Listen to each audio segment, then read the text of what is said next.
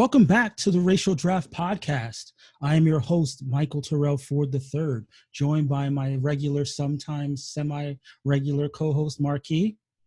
Hey, happy to be here with you guys, coming to you with every sort of beverage known to man today. I got some coffee to get in me to keep me awake, some alcohol to help me fall asleep, and some water to help me strike the balance in between. So ready to pod with you guys today.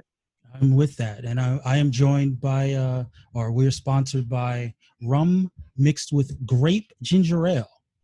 So I'm feeling extra black today with the grape. Yeah, we're exactly that's the good stuff, Mike. Right, Loose. and I've also got a little water. But you're not.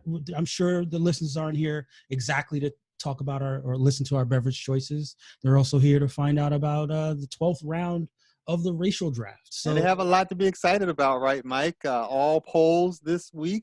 all Who polls. knows how things turned out? Yeah, I mean, I hope everyone participated in the polls. We had polls on Twitter, we had polls on our blog site, and surprisingly, with the all polls round, there was a lot of twists and turns. But before we jump into that, Mike, I got to ask you how you're feeling 12 rounds in, the end of drafting, almost time for scoring. Where's your head at, Mike? How's this project turning out based on what you originally envisioned?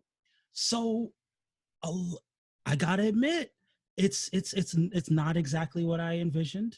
I expected it to be a little bit more rough and tumble, a little more trash talk, and some games.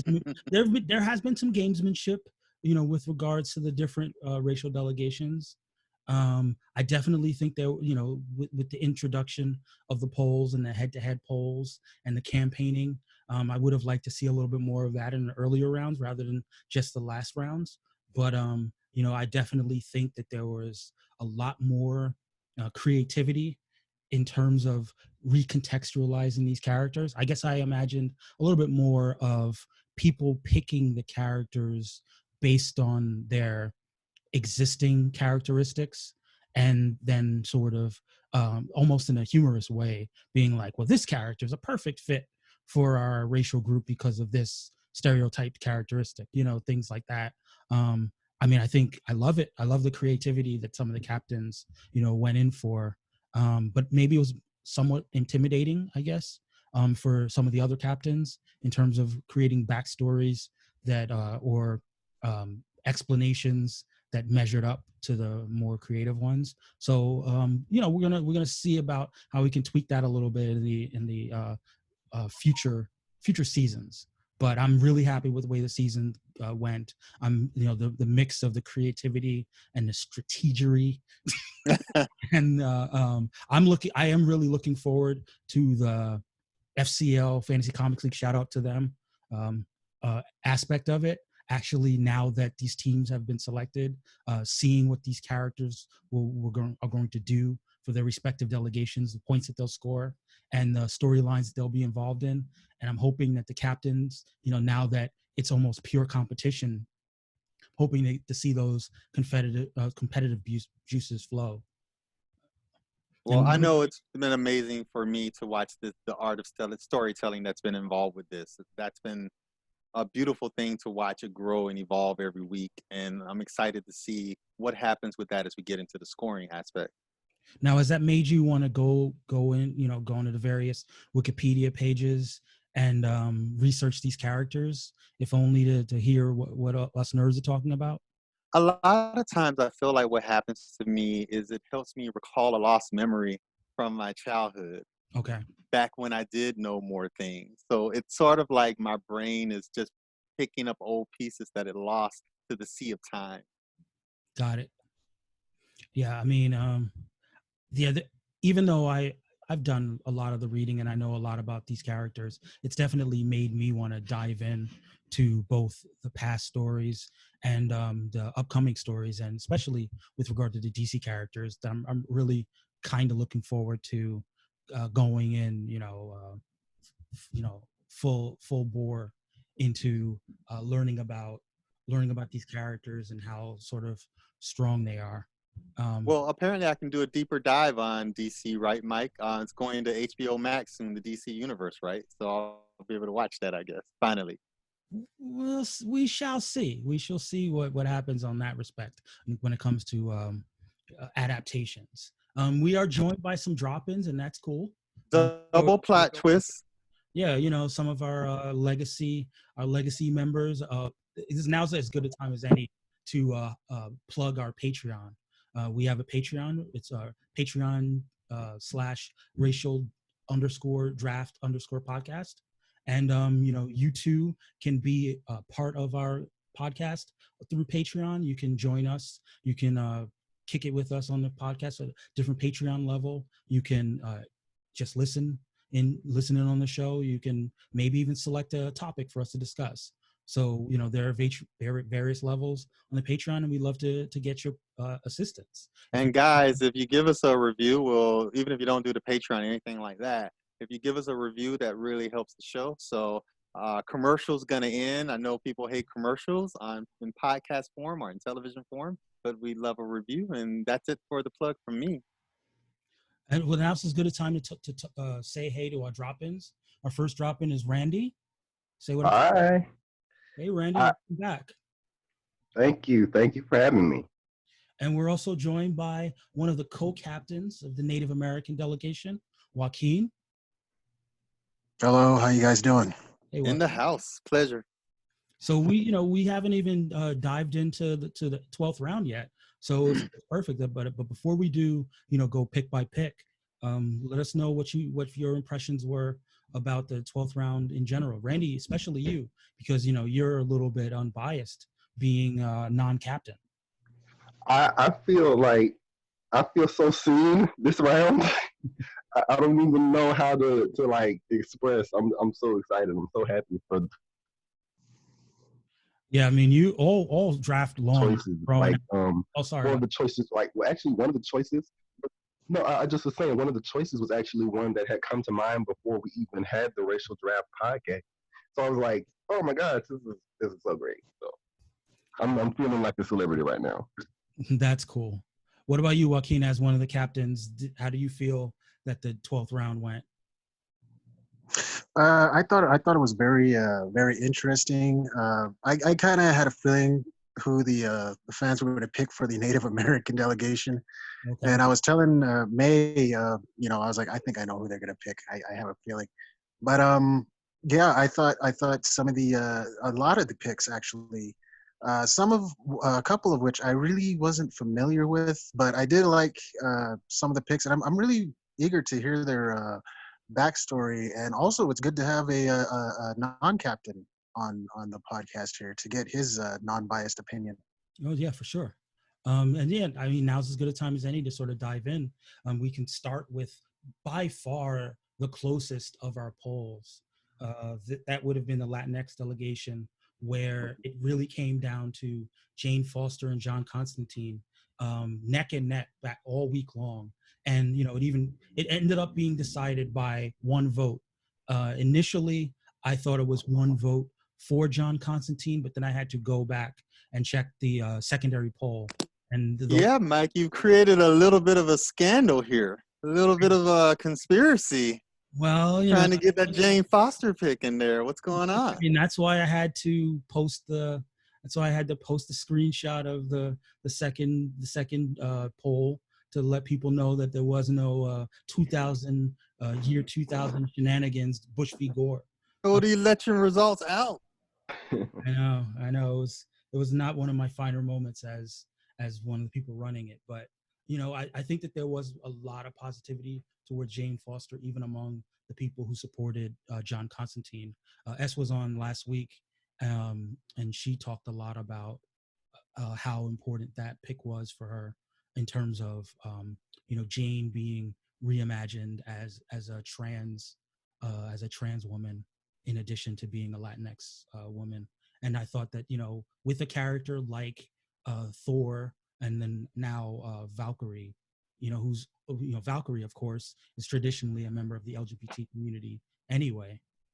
So it only felt fitting in the arc that was set up.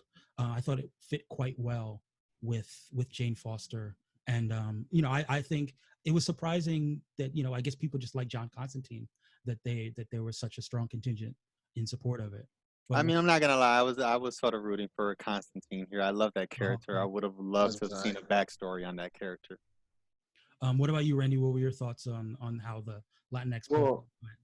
well, yeah, I feel like that would have been a win either way. Like the characters that they chose were just like really good. So they could have been either Constantine or Jane Foster. And I wouldn't have felt like they got shortchanged or anything. But I definitely love the fact that Jane Foster was chosen because even though Jane Foster now is Valkyrie. Valkyrie is played by Tess Thompson, who is herself also she's Afro Latina. Oh yeah, So, that's another good point from a casting point. so yeah, I thought that was a really amazing pick that they Mhm. they boiled it down to that. Sure, 100%. And again, also looking at it strategically from an FCL perspective, both Constantine and Jane Foster have their own books that they lead. You can imagine that both of those characters will be pretty strong point scorers in this week and in the coming weeks. So I'm looking forward to seeing exactly what kind of value from a 12th round pick they're going to get. And yeah, I mean, it doesn't look like we got a lot of back and forth about the pick. It seems like I said, it was mostly Team Jane versus Team John, and ended up with it ended up with Jane. But let's talk about the black delegation. I guess the black delegation, as, as black people, I feel like we've been watching that delegation run roughshod with their unorthodox drafting strategy. Yep. I was pretty upfront about the fact that I wanted no parts of Calvin um, as a choice, and he still got 33% of the vote, which means 33% of you hate me. Which means that democracy works, Mike, and the people spoke. But Exactly. 46% of the people made the right choice, which was Reverse Flash, Eobarthon. Randy, you had quite the riff about Reverse Flash. Now's the time to share that riff with the people. And we lost Randy for a bit. Yeah, I mean, Oh, here we go. because you have kind of this idea of you have kind of this idea of like black people constantly getting stereotyped about just different aspects of who they are, period. And so I was like, at least this one stereotype can finally work for us. Like there's always like, oh, he's the fastest man alive, Barry Allen's the fastest man alive, Wally West is the fastest man alive, and their foil is Eobard Thawne, who's like he manipulates time and time travels and foils their history and all this other stuff.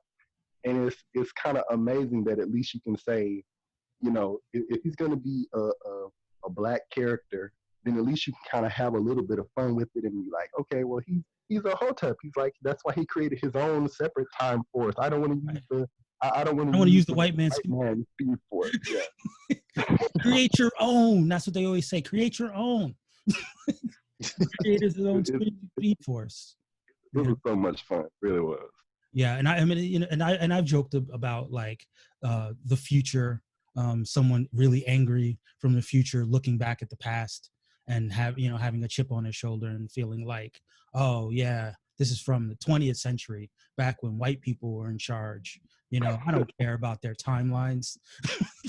I don't care what history I change. So I mean, I think that there are a lot of cool directions you could go with Reverse Flash, with Eobard Thawne, especially being this genius and being this person who feels maybe not as respected as he might want to be. Yep. What did you think about that pick, Joaquin? Well, to further reiterate what he was saying about stereotypes, I kind of had it in the back of my mind when I saw that the black delegation had gotten Reverse Flash, because the first person I thought of over here in reality was Usain Bolt, Oh yeah. Yeah. Because that was the first person I thought of, and like Jesse Owens and a lot of track stars. A couple of which I've actually seen run, and they're no joke. Yeah. Yeah. Um, so I thought it was very fitting, and I would love to hear a backstory on Ewbart Thawne because he is actually uh, one of my favorite villains. Because I was talking to May about this earlier today about Flashpoint Paradox, Hmm. that series, and how he just totally messed up the time continuum. Right. Exactly. Yeah, I mean he can do some damage Yeah. And that, considering what he can do. yeah, for sure. I think And that's kind of what I was alluding to. That he has no respect for the white man's timelines. You yeah, know. he does not. So So yeah, I thought Ewbart Thawne perfect for the black delegation. I really don't have anything negative to say. I thought that was really good. yeah, and it seems like unanimous. We got all positive reactions to it on the Twitters. So big win, big finish for the black delegation. They had some shaky picks along the way, but Reverse Flash, I think, is a big pick. Black delegation sort of acting in reverse throughout the Ah, draft. So a spiritually thematically correct pick for them. yes.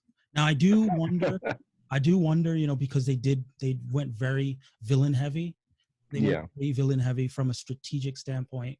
They may have weeks where they're not getting a lot of points out of their heroic characters, and they have to hope that there's some major villain centric storylines coming in the next couple months that are going to really help them rack up their points. Dazzler special edition coming right up out of nowhere. Exactly. Inside information for all we know.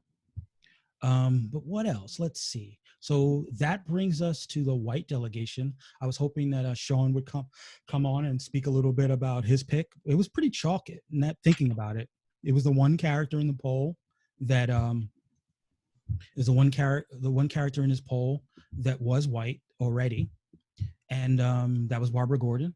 The other choices were Jessica Drew's white as well. Sorry. Robbie Reyes and Jon Stewart were the non-white characters. But yeah, 53% of the fan vote went with Barbara Gordon. And, Barbara Gordon's a fine choice for any team. And I know that there's occasionally some consternation when it comes to race-bending redheaded characters. Yeah. So he was able to defend a redheaded character and keep her in the fold. Defend a white woman's honor. Exactly. Defend a white woman's honor. What a way to finish out the draft.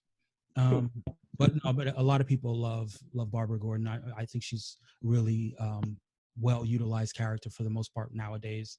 And I imagine she'll score quite a bit. It's a no-brainer to me that this character was going to win. I feel like I mentioned it last week on the podcast and should get points for it. This character was just too popular not to win this poll. I agree. What about you, Randy? Well, more than anything, I feel like you kind of I You lost you a little bit. would also lean toward her being a fairly inevitable choice, just because nobody I think the backlash of Jon Stewart being whitewashed would have been overwhelming, and then Jessica Drew is not like a hugely well-known character per se. I don't feel like she's like unknown, but there's like people don't really quite know her as well as they do Barbara Gordon. Right. So for the most part, I would say that was a fairly well thought out pick. Yeah, I agree. And like I said, like you guys alluded to, you both had the voting of the people who wanted to avoid losing some of their, the black delegation and the Latinx delegation not wanting to lose Robbie Reyes or Jon Stewart, with people who wanted to preserve Barbara Gordon. It was a very good strategic play if the character that you really wanted was Barbara Gordon. Mm-hmm. Did you have any thoughts about the pick, Joaquin? Yeah, I mean, I can understand self-preservation. The fact that the fans picked Barbara Gordon, I kind of had my eyes set on her as well, because I had some ideas, but the fans beat me to it, and fair is fair. So, but I thought maybe they would have went with somebody else other than Barbara Gordon. Not that I'm disappointed in the pick, but Hmm. it's just I was just a little disappointed. I was like that was, to me, that was just kind of too easy. And yeah, but like I said, fair is fair, and the fans made their choice, and it's up to them, and we just give them what they want, man. Yeah, I mean, it's funny, like, generally, like, defensive picks make a lot of sense in the early rounds because you're worried about someone drafting the pick behind you. But Yeah, it in the 12th round, if you're going to make a defensive pick, it does make sense to pick someone who you think is going to score a lot of points. Yeah. And I think Barbara Gordon will score a lot of points. She's all over the Bat family, and she's in Birds yeah, of she Prey is. I stories. mean, you can't really meddle with Barb or anybody of the Bat family, really, especially coming from a Native American standpoint. I mean, the Bat family is pretty much solid. I mean, they all have their own history, and it's kind of a history I don't really want to mess with, because I might I might just make some people angry. If I try to meddle with that. I was like, what, the Bat family, we'll just kind of leave them alone. So here's I mean, since we're going to talk up, since we brought up the Native American delegation and the Bat family, one character that I had sort of expected to see you maybe target, especially given the kinds of characters you target, was Jason Todd. Yeah. Good. I think that there maybe in a future season you might want to give a strong look at Jason Todd for the Native American delegation. You know what? I actually looked at Jason Todd, and yeah, the fact that I didn't like him. Oh, okay. Actually, a lot of people didn't like him. That's why he was killed off. But I wasn't really going to go for the Jason Todd, as Robin. I was going to go for the Red Hood. Well, yeah, that's actually. what I mean. I'm just Yeah. saying Todd because that's part of his story. But yeah, I mean, given the whole Red Hood aspect of where he took his character, I think that there's a lot to play with that character from a number of delegations, and it would be interesting to see whether he gets picked up in future seasons. Shaun, Well, I'll keep that in mind, man. well, Shaun, you're here, Hey. and we're on your pick. We're talking about the Barbara Gordon poll. Okay, I'm putting this on record. 3 polls. Each time I got the one character I did not want. What, you didn't want? How could you not want Barbara Gordon? That makes no sense. I didn't either. I was like, Spider Woman appears more. I put Spider Woman and Batgirl on there because I need appearances. Spider Woman is probably going to get more points, but Batgirl could be huge, and Joker will, because it's about Dick Grayson coming back, and it's about the Joker, 2 characters she has huge history with. Exactly. That's what I assumed. I assumed you were making an FCL play with Barbara Gordon. Given Honestly, if I could just interject, the only like kind of, I guess, quote unquote critique I would say about the character is I'm actually surprised that Barbara Gordon was not chosen earlier. And like, I realize that you didn't want to like specifically choose her, but it's just kind of surprising to me that she's on the board for as long as she was. I was also surprised. The entire Bat family, except for Batman. Like, Yeah. Damian Wayne got picked first, and that was because I was specifically targeting the Asian delegation. That was the first Bat family draft outside of Batman. Yeah, there was a lot of people sleeping on Bat family, and I wonder if it's just a matter of not knowing, once you've drafted Batman, not knowing which Bat family member is going to sort of score the most. well, that was one of the reasons why I actually picked Bane, was actually to counteract what the Asian delegation had picked as far as Nightwing, because I noticed that they were going after a lot of the Bat family. So I was like, okay, well, I'll just pick a villain, especially one who's actually beaten Batman.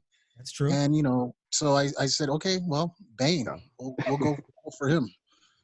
And Shaun, I don't know if you had caught that, but I was saying that I thought that Jason Todd would have gone at some point in this draft, given that, Literally, okay. So I had a character of color from each, like Marvel and DC, and I had an FCL pick from Marvel and DC.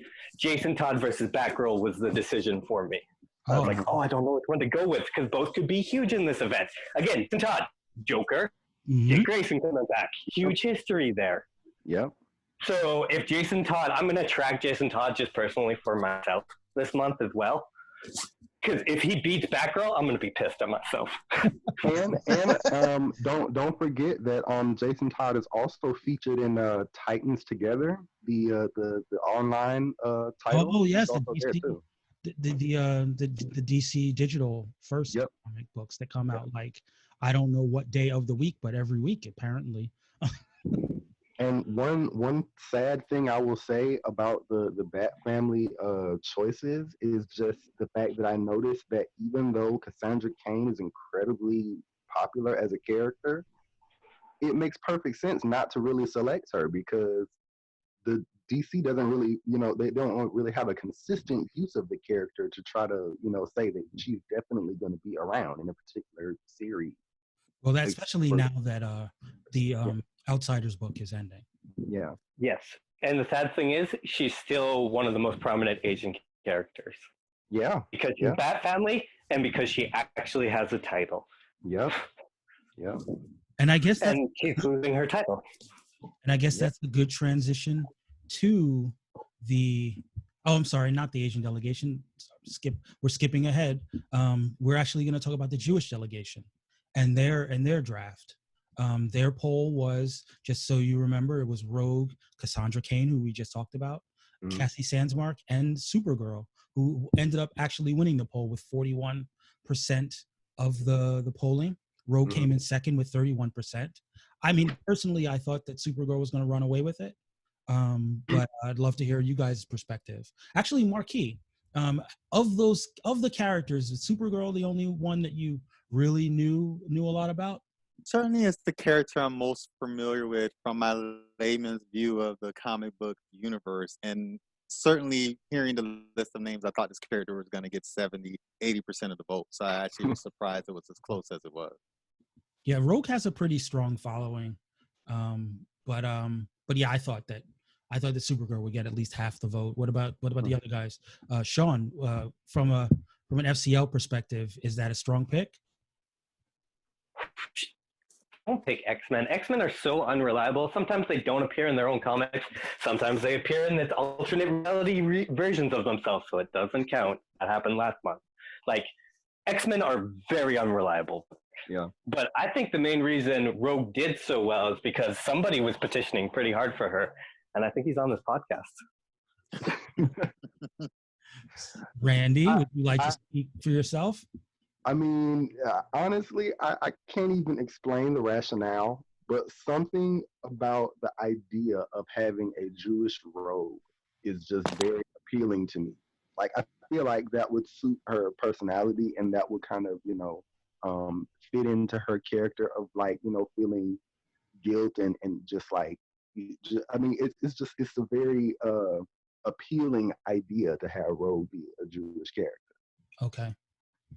And yeah, I mean, one main reason that I wanted Supergirl to win was because I thought that Superman was such a natural pick for the Jewish delegation, given the creators and the whole Kryptonian metaphor.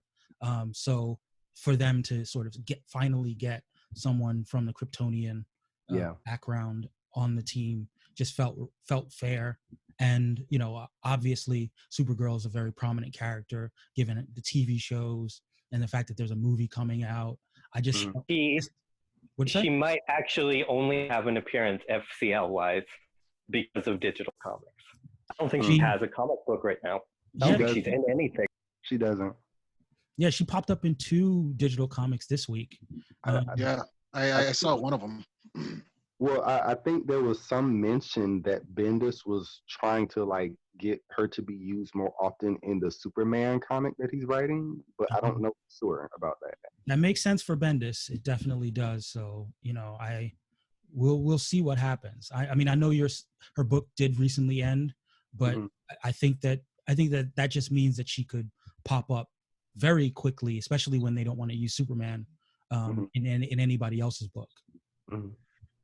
The first lesson Shaun ever taught me on the show, Mike, was always pick the character that flies. That's where your points come from. Yeah, Go back. First episode of the podcast. Fact. You're right, because look, as I was looking at those books, the flying characters just show up flying. Yeah. They don't just walk into the frame. It's like, look up. Oh, points. Points. Points on points on points. Right. Yeah. But what about you, Joaquin? What did you think about the pick for the Jewish delegation? I thought it was a pretty good pick. Very powerful. I could actually definitely see Supergirl as a Jewish of Jewish descendancy. Mhm. I kind of imagined her with dark hair, dark, little bit of a darker skin tone. But I could definitely see it. And one of the things I kind of really didn't like about Supergirl is the fact. I mean, I'm not talking about the character pick. I'm talking about just Supergirl in general. Is that she was always kind of placed on the back burner as far as Superman goes. Yeah. Um, I thought, why don't we put her on the forefront? And I mean, the fact that she's Jewish, I mean, there is, from a Native American standpoint, there is some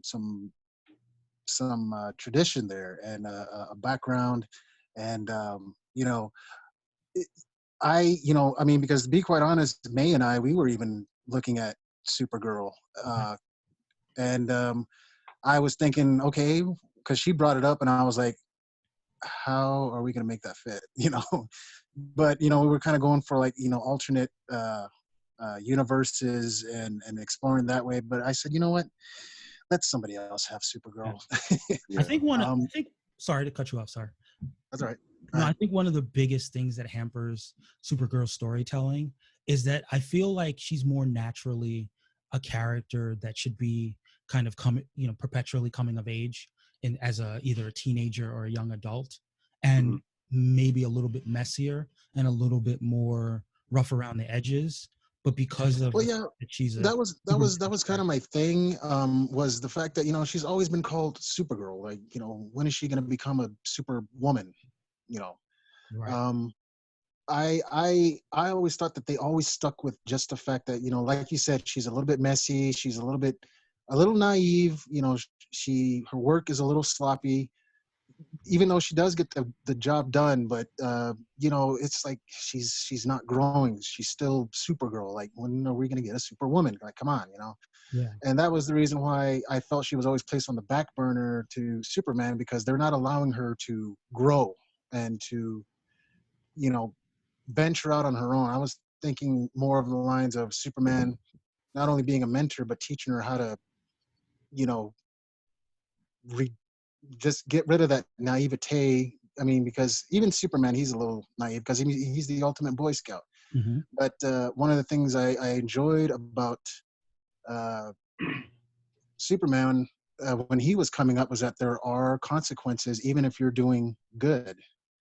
There's a price to be paid, and Superman has always been I think we lost you for a second, Joaquin. a Just protector from that, okay. and it doesn't allow her to grow. Like, she has some of these consequences, and that's one of the things that I really. But as far as her being Jewish, I really liked it. Yeah, I Oh, sorry about that. Yeah, the weather out here is kind of ugly. So. no problem. I think we picked up the vast majority of what Yeah. you were saying. But yeah, like I'm curious. I think that in terms of the natural fit draft pick, I don't think it involves that much of a major reinvention to make it work. And that's, to me, that's always sort of the mark of a really strong pick, when everyone can kind of see it. And speaking of things that maybe people had to take a closer look on, let's talk about the pick of the Asian delegation. Randy, we'll let you tell it. I'm so excited for this one, just because as somebody who is kind of starting to explore Asian mythology, just Hinduism and different belief systems like that. It came to my attention that the word juggernaut is actually it actually comes from the word Jagannatha. I think it is Hindi, which means like Lord of Power or something like that. Mm-hmm. And it became just so interesting to me that, hey, what if Cain Marco became like Khan Mirage or something, and he was all of a sudden an Indian character who had more of a direct connection to, maybe the ancient Indian people thought of Sirak as being an incarnation of Shiva or something. And so it just was very interesting to me that he could potentially be an Asian character. Yeah, so not to bury the lead, but Juggernaut won the poll with 36%, narrowly edging out Betsy Braddock, Captain Britain, or formerly Psylocke, with 31%. And my pick was Hawkman, just because I thought that there were some different directions you could go with various kinds of Asian Hawk characters. But but Juggernaut won it out, and I think that's a strong pick.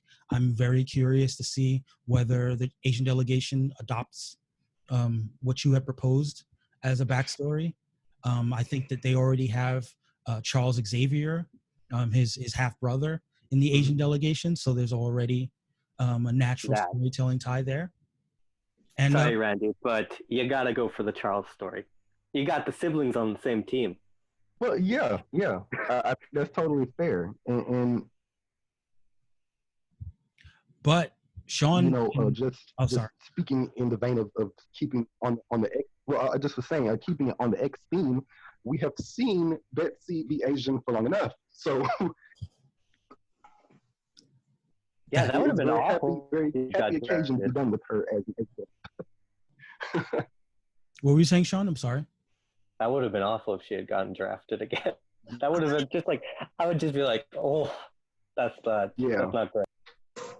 Oh, but you see that then she could have just been Asian from the beginning, rather than turned Asian. But then what about Kawan, who's now a main character? I mean, that's fine. Kwanan can still be Asian. They can just be the same. They can, two Asians shared one body. Yeah. Well, I mean, an idea that I had actually, not to toot my own horn, was to have had them be twins that were separated at birth, and one was adopted by the Braddocks, and the other one was adopted by whoever raised Kwanan. And but see, you're thinking in like a totally unproblematic view. So that had the story actually been that, I would have been okay with that from the beginning. But right. But from an FCL's perspective, doesn't Juggernaut have a book coming out, Shaun? He does. Does it drop in August? I can't remember. I haven't done August look up, like write-ups again. Like I have what I did for you, but I haven't looked at that since. I'm not sure if it's August or September actually, but I mean the fact that he does have a solo book coming means potential big things for him. Yeah. Yeah. And he tends to be a character that, he'll show up for like a panel or two, use his powers for a bit, probably isn't going to get defeated, but he's going to wreck some things and then kind of disappear. He'll get durability. He'll get strength. He'll probably get melee. He could get speed if he charges at something. Like there's so many powers the Juggernaut could get.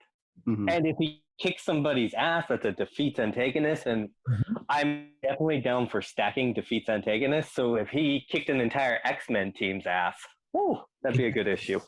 Remember, one thing we tweaked about the rules is if you defeat a group of unnamed antagonists, that counts as one named antagonist. So if he crashes through a wall and takes out a bunch of soldiers, that's a defeat antagonist as well. And usually the Juggernaut, they're showing off how powerful the Juggernaut is. So I think he as a 12th round pick, I think he'd be a strong pick. Now, Joaquin, at any point did you target the Juggernaut? As a matter of fact, I did. It was earlier on in the draft. It was actually a toss up between Native Hulk and the Juggernaut. I wanted some powerful characters, but either hero or villainous. So yeah, literally, and May will tell you this. I'm like this. It was a coin toss because if I can't make up my mind, I'll toss a coin. I do a Two-Face toss up a coin, Mhm. and I make up my mind, and it landed on heads, which was Native Hulk. So it was kind of hard to see the Asian delegation take Juggernaut, but at the same time, you know, the Asian captain always got some very interesting stories. And like I said in an earlier podcast, his stories just naturally fit. And you know, it does make me wonder, you know, what he would do with this character and what his ideas are for it. But yeah, it was either Hulk or Juggernaut, and I had to let one of them go. So yeah, I got Hulk and he got Juggernaut. And yeah, I mean, to have the Asian delegation pick Juggernaut, I mean, I've read comics where the Hulk has taken on the Juggernaut, and you know, gosh, what he made his debut in Thor comic books, I believe. I mean, I think that's And actually one of the covers of one of the solicitations. Yeah. The Hulk Yep. taking on Yeah. the Juggernaut. So Yep. it's coming. So I Yeah, expect to see some trash talking when these things go down. oh yeah, yeah. I mean, like I said, I love it when we kind of take jabs at each other, and you know, it makes us think even more about the characters that we select. I was like, oh, did he just really say that? Okay, well, you know, let's go, dude. Right. So that's what I really like about the racial draft, and yeah, I think it was a good pick as far as the Asian delegation goes. Yeah, for sure. I guess that brings us to our friend Tamati from the Polynesian delegation. He only gave us 3 nominees, and it hurts my heart to see. Strategery, Mike. It hurts my heart to see the Bobby DaCosta. We hardly knew you. First, you were getting whitewashed over time, and now you've left us, and you're a part of the Polynesian team with 54%, like a runaway over the second choice, the Ray. He's been brought into the fold. I'm very curious as to what Tamati has in mind. I'm assuming he's still going to be filthy rich, which, you know, another knock, all that wealth taken away. But yeah, I mean, he's one of my favorite underutilized characters. Yeah. And I don't know what plans are for him. I do know that Jonathan Hickman is a fan of the character, but I know that as of now he's supposed to be in space. So I don't know if he's going to be used a lot in the comics, but just from a personal hurt my heart perspective, I'm feeling the L. What about you, Randy? Yeah, I mean, I feel the same because, you know, even though, like I say, I have no problem necessarily with the actual pick because I don't feel like it would be difficult to actually fit him in with Polynesian, you know, the mythos that they've built. They've done a great job of that. But at the same time, it's like, you know, he's having a harder time enough, you know, being acknowledged as black, even in the comics. And when he does show up, it's not, you know, as prominently as his other fellow New Mutants teammates. So he, you know, he doesn't have a prominent enough role that he's guaranteed to show up in a particular issue. So yeah. Right. Now, Shaun, correct me if I'm wrong. There was supposed to be an X Corp book. Now, do you know if he was supposed to be part of that book? I'm not. I don't. No, I do know because I think we deal with it in X-Men Empire right at the beginning because Angel mentioned that DaCosta left everything to him. Yeah. And it was a complete shit show. Yeah, and I didn't know if that meant that he would, you know, make a return or if... I mean, it would be likely he could show up there, but I mean, it doesn't matter anymore because we're not getting X-Corp, at least not right now. But I'm very excited for X-Men Empire because it has X-Corp in it. Okay, yes. And, I mean, he's still out there dealing with the, what's the empire that Sam is the prince of, or prince consort? The Shi'ar, I believe, right? He's connected with the Shi'ar, right? Is it the Shi'ar? I thought it was someone else. Yeah, it is the Shi'ar, and he's with Smasher, who's also from Earth, though. Yeah. Oh yes, the Imperial Guard, right? Yeah. He's not a prince. He's just married to a member of the Imperial Guard. That's what it is. They have a kid. So the Shi'ar, as we know at the moment, are not involved in Empire at all, right? Yeah. Okay, so maybe that doesn't follow up there. But yeah, I mean, there's not a lot to say. Normally, Tamati has a really extensive backstory, but we have to sort of wait to see what comes of that. But I guess we can transition to Joaquin and your pick, or sorry, the draft pick for your team. Now, Well, I did was you gonna have say, a I was like, did you I didn't really. did you have a favorite among your nominees? Uh, Actually, it was me and May and I. Right. Gosh, she really wanted Spawn. Okay. Yeah, that was kind of the one we were kind of hoping, but as I said earlier in the podcast, she also picked Elektra, and I picked Psylocke and Ben Grimm. Mm-hmm. And I said if it's not Spawn, I said I guarantee you, watch, it's going to be Elektra. It has to be Elektra. I was And surprised. I thought that yeah, Spawn was going to run away with it, and Electric stayed strong, and then eventually pulled away. yeah. I mean, as soon as I saw the pick, I already had the story going on in my head, and May and I were talking about it today before I got into the podcast. You know, it's a great pick. Uh, I thought, even though she's not up there with the upper echelon of superheroes, she could be doing, like some of the grunt work, Mhm. because she's an assassin. Right. So um, I thought, yeah, there's something I could definitely do with her as far as a Native American standpoint, Mhm. because like some or most of my other characters that I picked before May came aboard, they're actually based on real people, and so is this one. So I figure, okay, well, I know what to do with Elektra. So yeah, May and I were talking about her, and we were coming up with stories, and she had some good ideas. So I figure, from the fan standpoint, I thought, all right, you guys win. You guys get Elektra. So mhm. my So question is not to put you completely on the spot, could you tease us with a little bit of some of the things that you had envisioned for Elektra? her name is Elektra Ann Noble. Um, she's an Abenaki. Um, she she's the daughter of an ambassador to her tribe, and there are some land deals that are going on between the U.S. government and her tribe. And to put it lightly, the deal went sour, and there's an assassin that's sent out, and I think you guys know who that is. Kills her father, and then she's out for revenge, and that's about as far as I'm gonna go with that story. Okay. I mean, I could definitely see it. Yeah. It doesn't stray too far from the comic book, Mhm. other than circumstances and the type of things that are going on. But yeah, there's actually two villains involved in this one. So And yeah, do you still envision her having the history with Daredevil? actually no, it was the history she had with the Punisher. Interesting. Okay.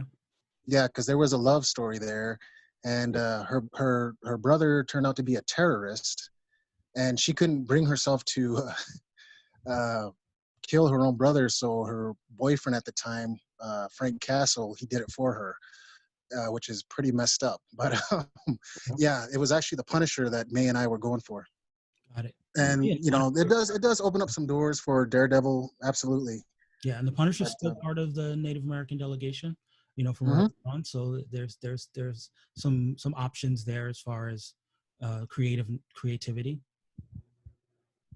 Maybe a little love affair. A little love triangle if it plays out. You know what? If May hears, she's probably going to hear this anyway. But yeah, she'll probably play into that, because a lot of the females that I've talked to about these Native American superheroes, yeah, they want a love story, and I'm just like, oh, especially the women. I'm just like, all right, all right. Everybody likes a good We'll do love some love story. stuff. Not everybody. May will tell you.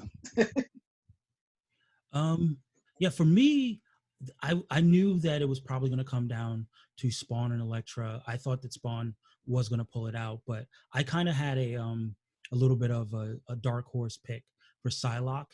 Quan and Psylocke, especially given Quanen's history with having everything that happened to her. I thought that there was a lot of depth that could be explored by that happening, having her body taken over, the Native American woman.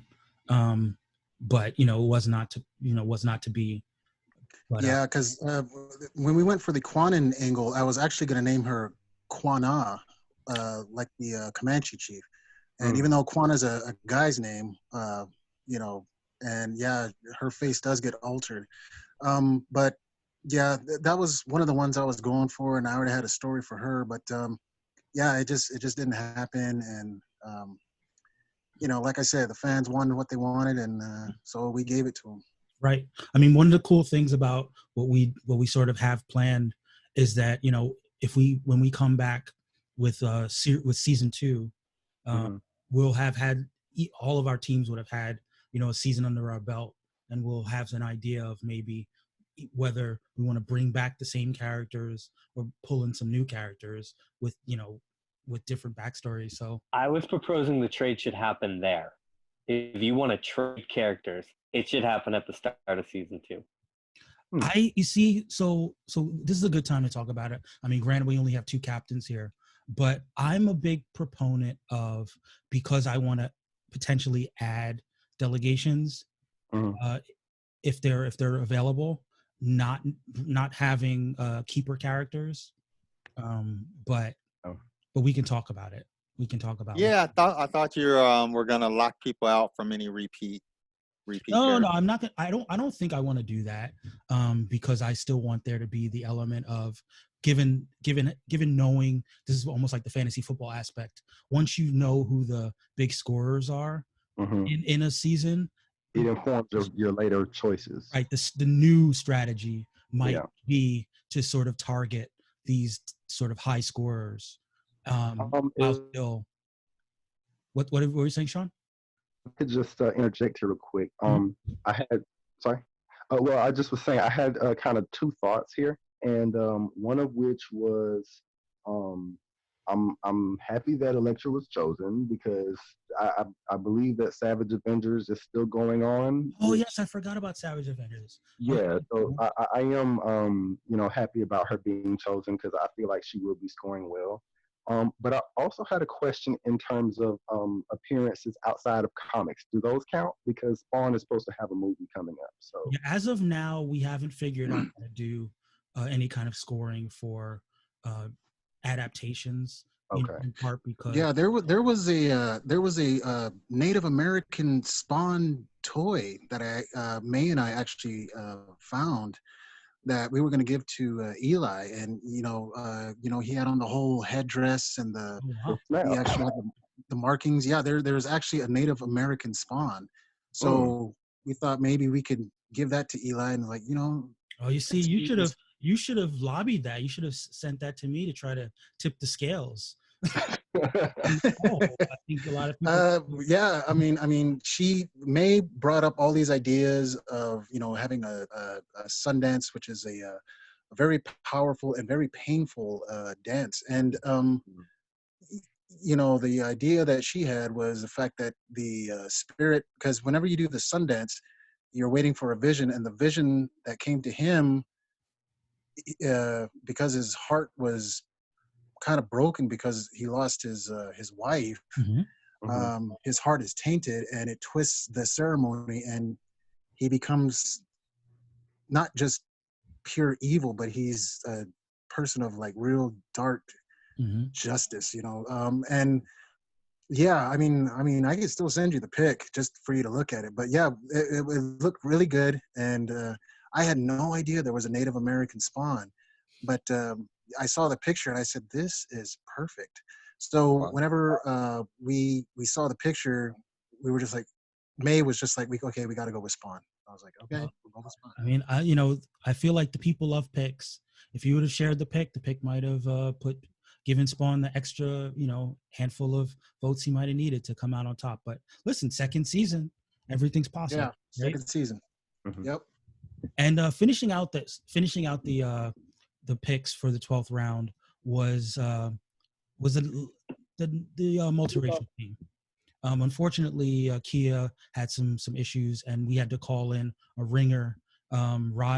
Rod, who's been a very quiet supporter of the podcast, jumped in and gave us our options, and that was Dr. Voodoo, Mr. Sinister, Hawk Girl, and Flex Mentalo. Now, admittedly, I don't know a lot about a handful of these characters. I do know about Mr. Sinister, and he was my favorite, and he ended up winning out.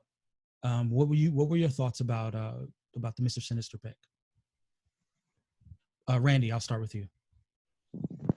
Well, I feel like it's definitely one that's gonna have points because he shows up in a couple of the Dawn of X titles. Like I think at least 3 of them that he has his evil claws in right now. But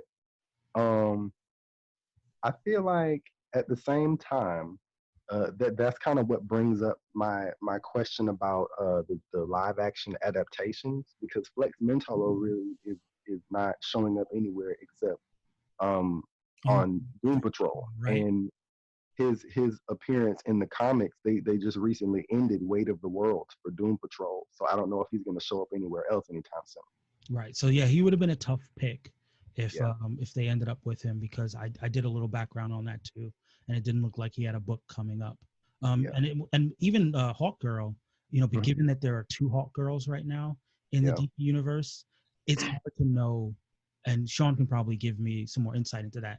It's hard to know from whether you're going to get Shiera Hawk Girl or Kendra Hawk Girl in these books, whether they're Justice League books or Hawkman books. So that also was a little bit more shaky of a pick from that perspective, even though Shiera is a pretty popular character from her appearances on the Justice League cartoon. So what were your thoughts about the pick, Shaun? I think I also voted for Mr. Sinister, just because he's the only known quantity. Yeah. I was like, Mr. Sinister is going to appear in Hellions. Yeah. And he may show up.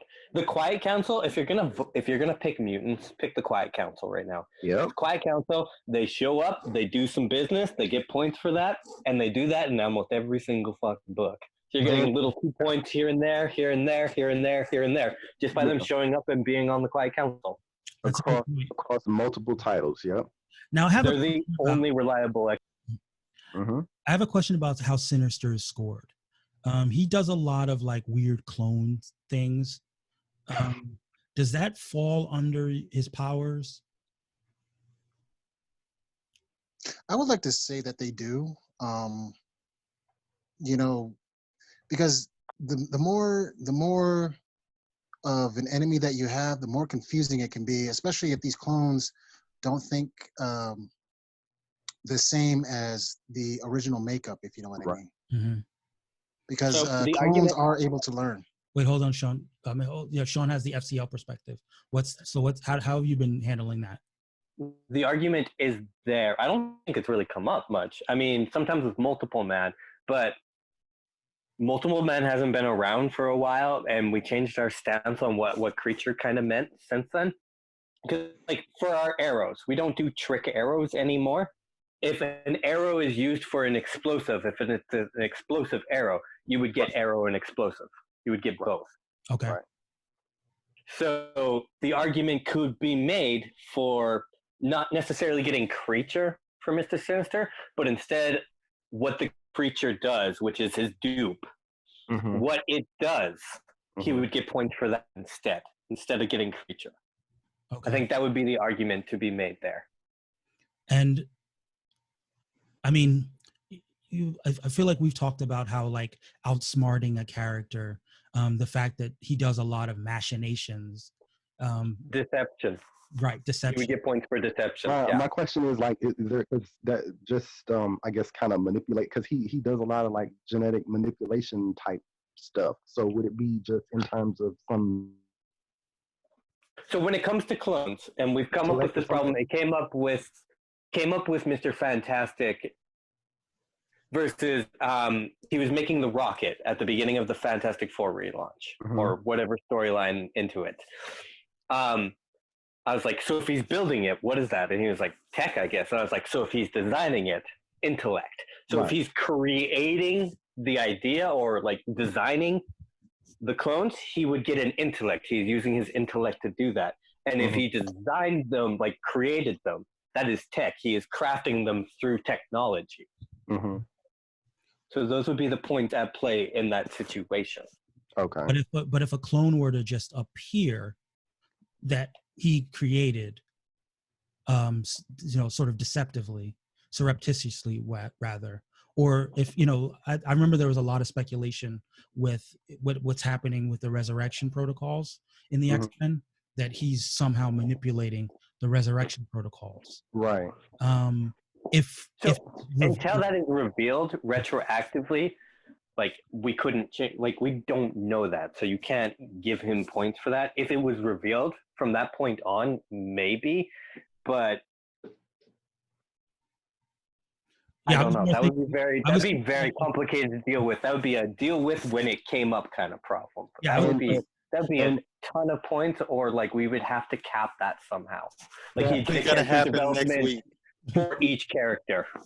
Even so, even so, wouldn't that have to be like specifically stated for each, instance that it happens? So yeah, that is what I'm thinking. You would get a character development because it'd be like, he created Storm. Now we know that character development. And then for each X-Men or major character that was revealed for, he'd get a character development. Right. I mean, I was thinking about how Marauders, spoiler alert, but like it looks like a character might have been killed, and knowing the fact, not Marauders, sorry, Hellions, sorry, and it would, and I definitely think there was some implication that Sinister might be manipulating at least their resurrections. If they say, yeah, we brought you back, but we brought you back a little bit calmer, as per Sinister, is that a Sinister point? But I guess we'll have to talk about it as the storylines kind of play out. And yeah, because I'm really interested as to what Key is going to put, because when I first saw that they picked Mr. Sinister, the first thing I looked at was his skin complexion, because his skin is so pale, like you don't really know exactly what background he comes from. He's white passing. Yeah, but at the same time, considering the fact that it was picked by biracial team, like, if she was to get with Eli, like, how, like, who, how, or what? Because, Mr. Sinister is a master manipulator. And, I've seen him take on the X-Men. I've seen him take on Deadpool. And, it's really interesting to me because I can't wait to hear the backstories. I really like to hear the backstories of a lot of these characters. One cool thing about Sinister is that we know that he's all about genetic manipulation. So we can imagine a universe where there are different Sinister clones, all who are a different racial background. Yeah. He can sort of play that game. And, his powers were given to him by Apocalypse. So, Nathaniel Essex doesn't have to be a white guy. He can be someone who himself is of a mixed racial background and still have the views that he holds. And, I think that there's a lot of wiggle room with regard to Mr. Sinister's origin to kind of have him fit in the multiracial delegation, especially now, because he can look so many different ways. Because of the genetic manipulation. I want to piggyback off what Joaquin was saying. There's a spectrum between the 8 of us of people who are here to play Fantasy Comic League and people who are here to have creative fun times. It's a spectrum. Some people are doing both. Some people are only doing one. I think Kia is here to play the Fantasy Comic League, and she constantly joked, I am the front runner, and I was like, I don't know if she was joking, but I thought it was a joke. Now that we're including digital, she might be the front runner. Like, Kia might kill it. And the thing is, I feel like another aspect that is kind of interesting is that I feel like Sinister might kind of have that idea as far, you know, of course he does have a eugenics kind of mindset, but just trying to explore different ethnic backgrounds to even, you know, try to incorporate into his own genetic makeup, not even just his clones, but like, is he trying to like see if Asian people really have like a certain gene that enhances their intellect, Right. or do black people really have a gene that kind of helps with their athletic abilities or whatever? Right, and if you think about it, I mean, for the longest time, he was defined by believing that if a Summers DNA and a Gray DNA could somehow get together, it would Yeah, create the perfect person. right. You know, Oh so yeah, definitely. so the idea of him taking it beyond, you know, specific people's bloodlines and also specific races bloodlines, he Right. would actually be a major proponent of race mixing. Yeah. Um, based on that, you know. So I think that's What another. he would want? He'd be super into incest because he would want Rachel and Cable to have a kid. Because Gray bloodline, Summer's bloodline, alternate universes, they're not actually related to each other. It's Oh still God, incest. He would want that the though. He'd be incest like, route, holy bro. shit, what would that make? He would I mean, want that. I I think it is consistent with the character, even if it's amoral. But he's done a lot of amoral. He is evil, man. So Yeah. I I mean, wouldn't put it past he him for the calls incest. himself Sinister. He's like, yes, Mr. call me Sinister. Mr. Sinister. Thank you. This is the name that I Dr. choose. Evil. This is the That name is I so choose to nasty. go by. Sin in my name. So nothing's off the table for Sinister, and I think that's why. I Not mean, even incest. I take it. yeah, I mean, we are going to talk about fan casts. I have been very disappointed at the boring fan casts. Yeah. Sinister. So Yeah. maybe I can talk Key into doing fan casts for her, more fan casts for her team, and maybe she'll have someone in mind for Sinister when I can get back to her. But yeah, I mean, I considering everything, I like the pick for the 12th round. I think he's a consistent scorer. He's gonna, like Shaun said, he's in the quiet council, so he's gonna make consistent appearances. And yeah, I mean, now Shaun, as far when you were talking about the digitals, were you talking about specifically Harley and Wonder Woman? Yes. Like, just her DC characters are going to be very digitally strong. Yeah, Stronger than they would be in regular books. So now Mhm. she is a front runner because her digital presence could kill. I'm sure Kia loves hearing that her front runner talk has finally been validated. Yeah, she's got a bit of an ego, let me tell you. Yeah, and I'm sure. Listen, we're going to be doing week to week scoring, and we're going to be giving the people the scoring recaps every week, both who won the week and who's winning cumulatively. And rest assured, if Kia wins a week, she will be blowing up my phone to make sure she pops up on the podcast. So And she will be blowing up mine. Just to rub it in my face, she'll be doing it. we can expect that. And I guess now's a good time to start getting into the trash talk. Let me pull up everyone's teams and let's start getting into. I targeted people's legacies. I've been trash talking shit since the start. And the black getting the reverse flash is perfect because what did I start with? What was my first draft? Barry Allen. That would have their been final draft? Response to me. Yeah. Didn't you guys get Blade?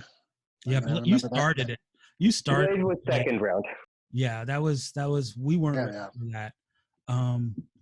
But yeah, let's dive into the different teams and let's get a scouting report from the FCL guru. I guess we'll start with the Asian team. Do you want me to run down the picks, or do you have an idea? Yes, I do not know them. I do not have them at hand. All right, so the Asian team was Batman, Iron Man, Professor X, Emma Frost, Miss Marvel, Lex Luthor, Shang-Chi, Nightwing, Human Torch, Winter Soldier, Silk, and the final pick was Juggernaut. Okay. That was way too many at one time. Just run through them. I'll give you a quick summary. All right, Batman, Like, amazing. You own the best character. Iron Man, One of the best characters at Marvel.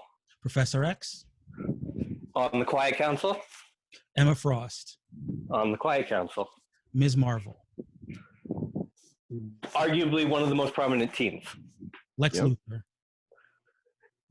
I don't read DC, but Lex Luthor is huge, so I'm going to assume he's going to appear.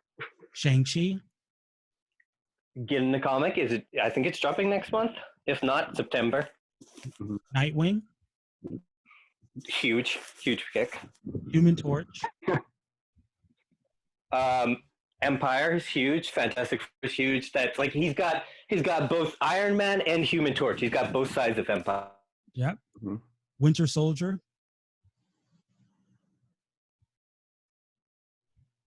Did we lose Shaun?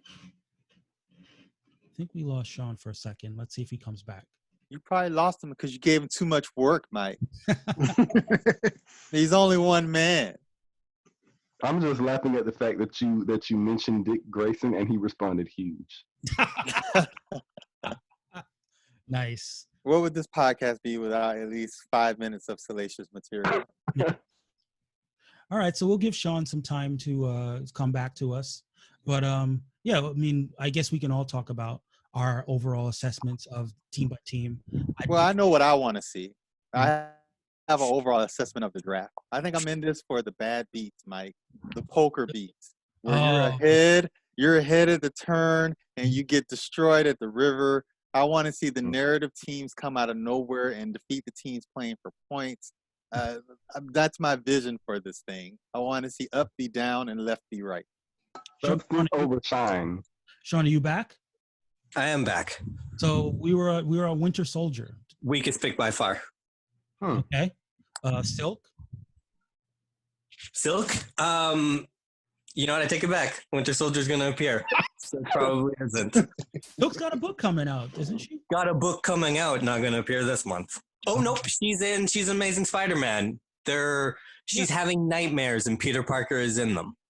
Oh. It's weird, but she's in it, so she'll get an appearance. Yeah. See? And you never know. She might show up in one of the other Spider books. But and then the last pick was the Juggernaut. Yeah.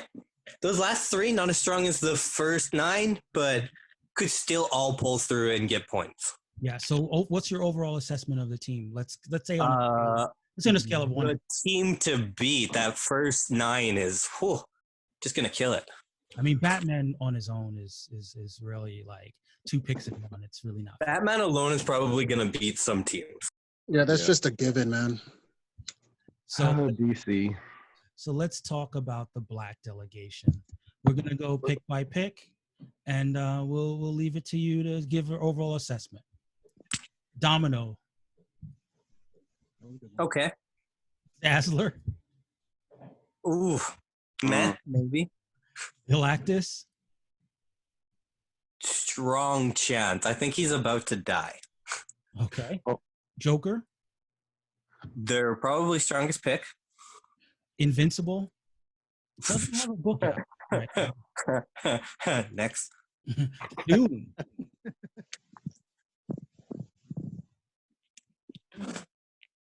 Can you hear me? Yeah, it said Dr. Doom. Dr. Doom? Oh, sorry, I didn't hear you. Doom could be strong. Black Bolt. Oh, wow. I don't know. No. Thanos. No. Really? Okay. He's dead. Or he just came back, but he doesn't have a galactic presence again. Not yet. It's coming. That's fair. I forgot he was dead. The one above all. No, because we're dealing with the one below all. Oh, yeah, that's true. Hela. Yeah, could appear. Goku. Again, wasn't a response to me, but was a response to me. but no books, right? No books. No books. Nothing coming out by Viz this month. And Reverse Flash. I love that pick. It's my favorite pick. He could. The Flash is doing its big finale of like a 60 issue run, so I'm sure Reverse Flash is gonna show up. See, I think my favorite pick is still Doom or the Joker, of the Black Delegation. But yeah, the fact that they went so villain heavy is gonna probably be really tough for them. But we shall see. Things could zig when we expect them to zag. It's like when LeBron decided to be the villain by going to Miami, and that worked out great for him. Same thing here. So that brings us to the Jewish delegation. Pick by pick. Oh, sorry, guys. Did you guys have any other thoughts about the Black delegation? Yeah, I kind of feel a bit disapproving about how they went villain heavy, but I do at least appreciate their thought process behind it, that many of the villains tend to show up fairly, at least across multiple different titles. If they're not necessarily consistent, at least when they do show up, they can be like, not necessarily only restricted to one title. That's true. Yeah, I pretty much concur with Randy. I mean, yeah, the Black delegation, they really did go villain heavy. And, one of the things I was trying to say is like, just don't jump the gun. But, they went for it anyway. I was like, yeah, well, to each their own, I guess. But, because if the Black and White delegation were already going for their picks, I was like, okay, we're going to have to step it up as far as the Native delegation goes, because these guys aren't playing, man. Hold on a second, guys. I noticed something that I need to fix on the site, and that's disappointing because I didn't know I made the mistake. Just quickly, the Black team is on the creative side of the spectrum. Their backstories have been pretty great. They certainly have been entertaining. Yeah. If that's the criteria for greatness.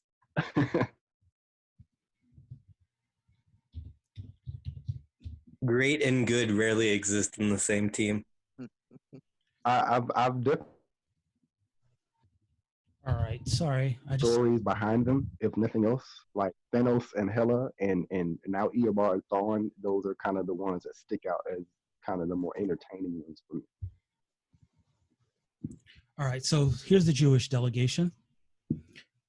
Jean Grey. Strong.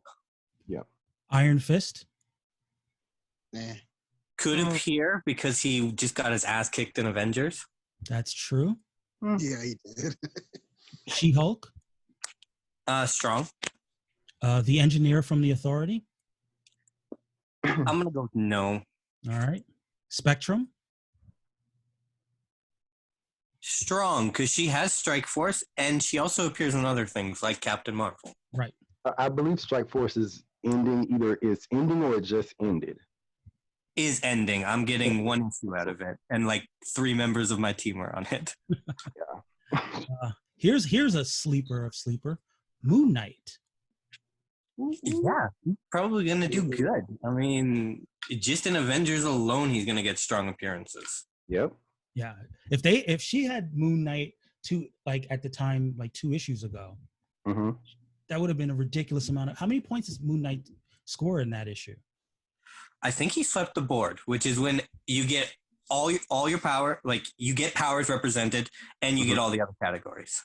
Yeah. And he defeated a lot of named antagonists. Yeah. So yeah. This pick was the Living Tribunal. Weak. Silver Surfer. Gonna be in that thing about Galactus dying, so could be good. Okay. Zatanna. I'm not Justice League Dark. She's good. Yeah, she'll probably appear in things. Also, digitally, she'll probably appear. Right. Starfire. Strong, especially because of digital. Yeah. Apocalypse. Quiet Council. Yeah. Quiet Council. Yeah, and Excalibur, and probably He's probably the most powerful pick on the Quiet Council. Mm-hmm. No, Storm is by far. And their last pick was Supergirl. Digitally, probably gonna do okay. So overall, what are we looking at for in your assessment, FCL wise? She's the team I'm trying to beat. I'm not gonna win this thing, but I think I can take the Jewish delegation. Okay. Well, speaking of teams that you don't think you can beat, we're ready for the Latinx team. So we'll start off with Superman. Batman, Spider-Man, Superman, those are hard to beat. Also Wolverine. Oh, and you got Marvel's top dog in your pocket. Just stop reading now, Mike. It's over. Doctor Strange. Honestly, I think the two of those have to take down Batman. That's the only thing that can compete with Batman.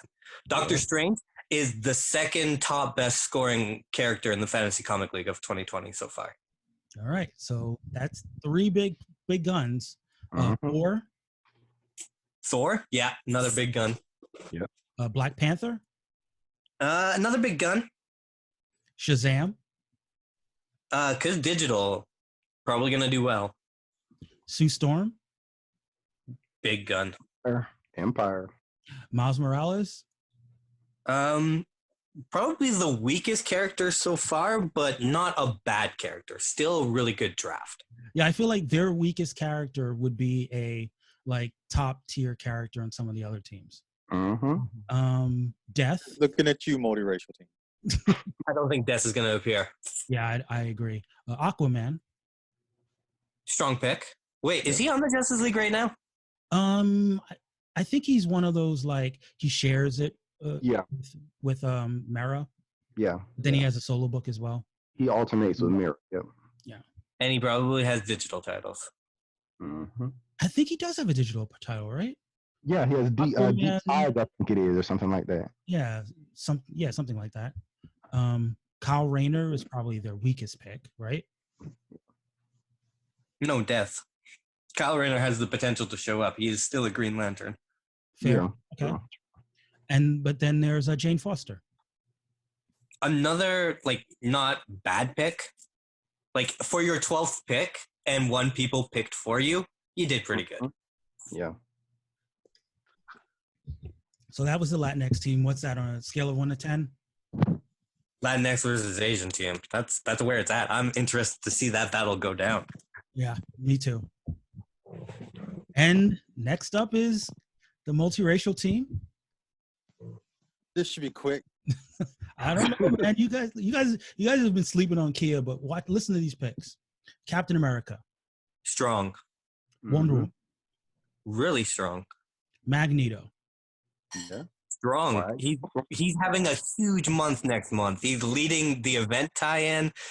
Quiet Council's doing some shit, and he's got his own personal shit going down. And I think he's hanging out with Wolverine. Mystique. Could be strong. Captain Marvel. Really strong. Yep. Harley Quinn. Really, really, really strong. Catwoman. Really strong. Cable. Is she the front runner? Cable is also, as far as X-Men go, he's got his own title. He shows up with his dad a lot, and he could be really strong.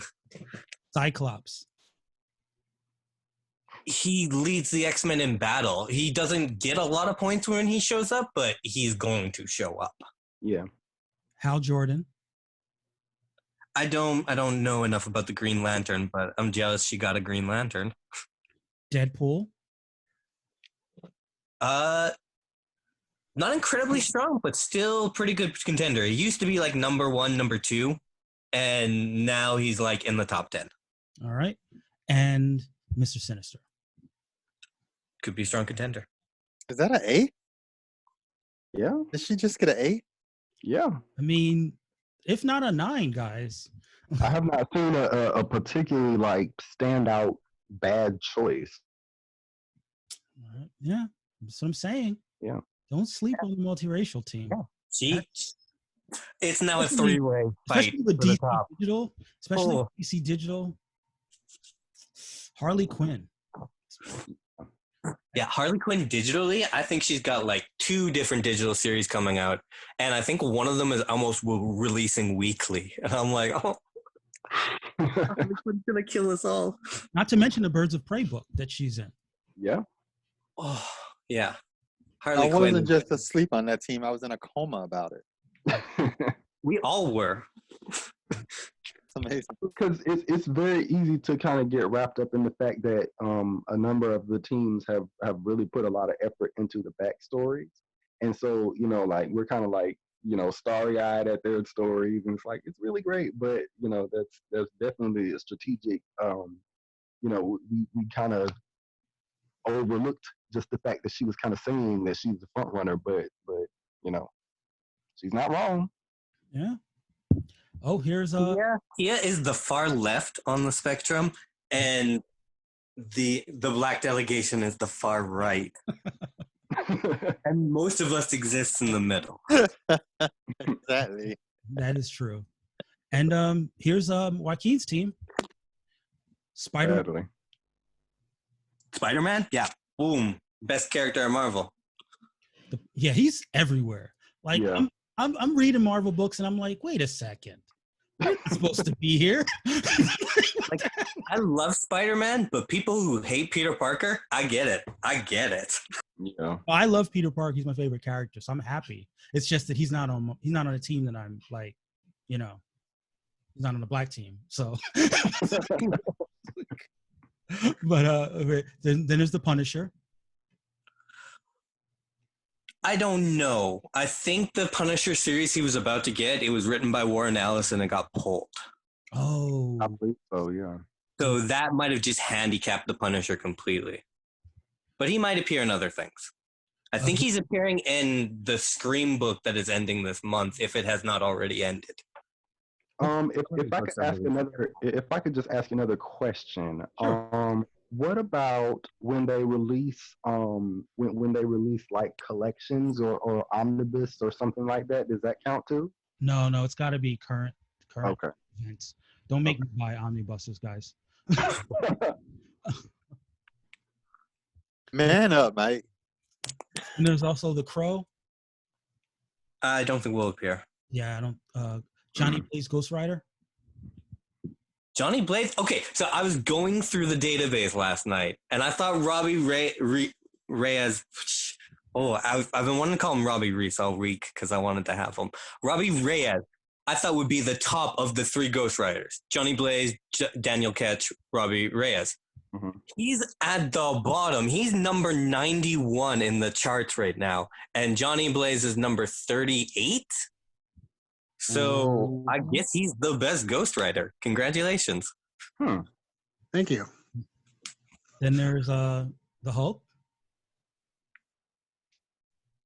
Strong pick. X-23. No, because she got frozen in time in that stupid. Oh yeah. They're like, let's praise Wolverine for an issue, and then just completely take her off the board. And I was like, oh, fuck you, Hickman. Yeah, I thought she was gonna come back by now, but Corona, I guess. Poison Ivy. Strong pick. Bane.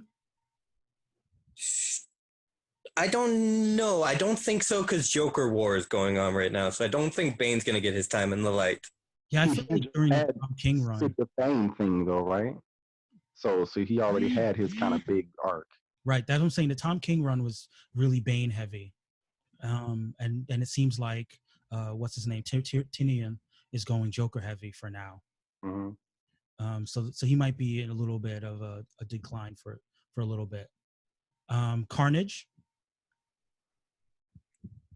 is around, but in a really complicated way. It was existing inside of Eddie Brock, and then Eddie Brock had to fight himself, and then his son bonded with Venom, and together they mentally connected with Eddie and pushed Carnage out, but we have no fucking idea where Carnage is. And that's the beauty of it. Universe, but I don't think we're gonna see him. Yeah, I feel like between Venom and Carnage, like a couple months ago, Carnage would have been the pick. right Yeah. now, Venom is the pick because of that whole Null event that's going to be coming. Yep. You know, but we'll see. Carnage finds a way, and he scores a lot, right? Mm-hmm. Then there's Silver Banshee. I'm gonna go with doesn't appear. Although she just randomly appeared in a Superman book. Is she? Yeah, this weekend. Is it gonna continue over? No. Like I said, it was a really like couple panels. Well, that sucks. That could have been great if we had started just a little bit sooner. There's also Hawkeye. I don't know if he'll appear in anything. I really wanted Hawkeye, but I don't think he's gonna appear in anything. Yeah, they I think just go with ended him. Freefall. Yeah. I think he'll find a way to pop up in other people's books, even though I think he will in a couple months from now, but not right now. But there's no way to predict that by far. yeah. I look at it a lot of times where if you're a character that has a lot of friendships with existing characters, they can, put you in a group shot. They Right. can have you, come in to make a save. And, when you make that sort of surprise appearance, it's usually impactful. Yeah. Oh, hey, Mike, I was meaning to ask you, suppose there's a tie between two characters. Are you going to have a tiebreaker, or do we pick them both? You mean in the poll or in Yeah, like in the polls, because some of these votes were damn near neck and neck, and I was getting kind of nervous myself, and I was like, which one do we pick? Yeah, I think what I was going for, if it did end up being a poll in the tie, that the captains would break the tie. Oh, okay. Well, continue. Yeah, and then the last pick for Native American team was Elektra. Could appear in Daredevil. I'm not sure. And maybe a and sleeper also hit. Savage Avengers. Yeah. Yep. Wait. Oh yeah. Was she in Avengers? Savage she Avengers. was. Savage Avengers. Yeah. Oh yeah. I forgot about Savage Avengers. I love that book. I keep forgetting it exists though. I think I kind of mentioned Savage Avengers too, also just for the Juggernaut. I think he might like have I think they were trying to tease that he was going to join the team or something like that. I forget what I've seen, or I might have imagined or hallucinated that. And Wolverine's still in that team, isn't he? I believe so. Yes. Is Frank Castle in the team? Actually, I think he is too. No, there you go. Yeah, I think he is on that one. Yeah. There you go. So Ryan Stegman has a podcast, and he had Gary Dugan on.